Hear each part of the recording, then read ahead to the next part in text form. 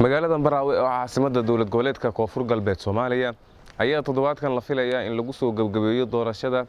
xubnaha ka mid noqonaya baarlamaanka 11aad ee Jamhuuriyadda Federaalka ah ee Soomaaliya.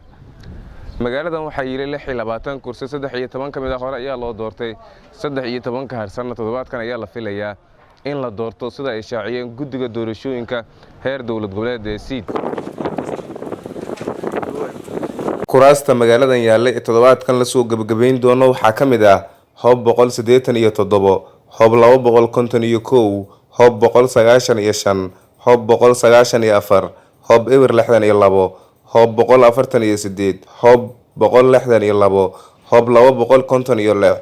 hoob eber 57, hoob 143, hoob 163 iyo hoob 145. 13 kuraas oo laga leeyahay deegaanada Gandarshe, Jazeera, degmada Afgooye iyo magaalada Baraawe ayaa Khamiista iyo Arbacada soo socota lagu soo gabagabeyn doona magaalada Baraawe sida ku cad jadwalka uu shaaciyay guddiga doorashooyinka heer dawlad goboleed Siid ee Koonfur Galbeed. Haddaba reer Baraawe maxay uga dhigan tahay markii ugu horeysay magaaladan lagu qabto doorashada xildhibaanada golaha shacabka ee baarlamaanka Soomaaliya? waxaan salaan qiimo badan hawada u marinayaa TV-ga Dalsan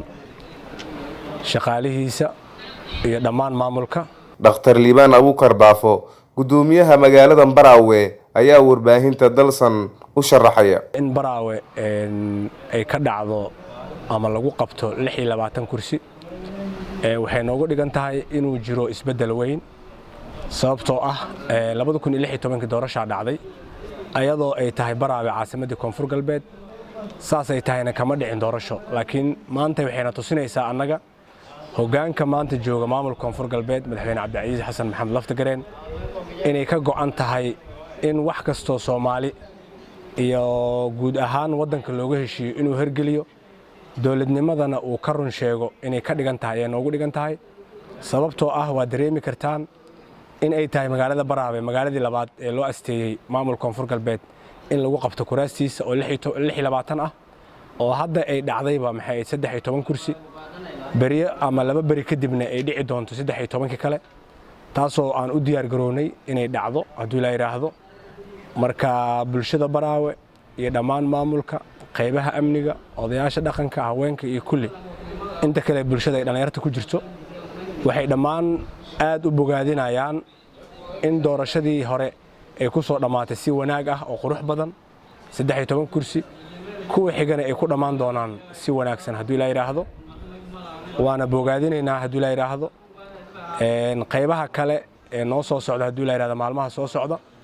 waxaan rajaynaynaa sida kuwii hore si ka fiican inay noogu dhacdo haddii la yiraahdo insha Allah. amniga Baraawe sidii horeba looga warhaayay 13 kursi markii la qabanayay maalina wax yar oo iska dhacday maxay ahayd hoobiyaal ah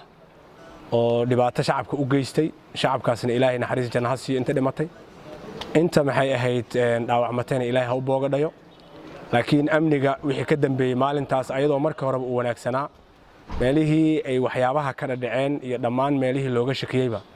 gacan adaga lagu qabtay waxaan rajaynaynaa midda soo socoto inay noogu dhici doonto si tii hore ka wanaagsan haddii la yiraahdo shacabkan waxaan u rajaynayaa guul iyo dhammaan maamulka iyo qaybaha amniga haddii la yiraahdo iyo dhammaan maamulka Koonfur Galbeed. Ibraahim Maxamed Mayow, raadiyaha iyo telefishinka Dalsan magaalada Baraawe ee caasimadda dawlad goboleedka Koonfur Galbeed Soomaaliya.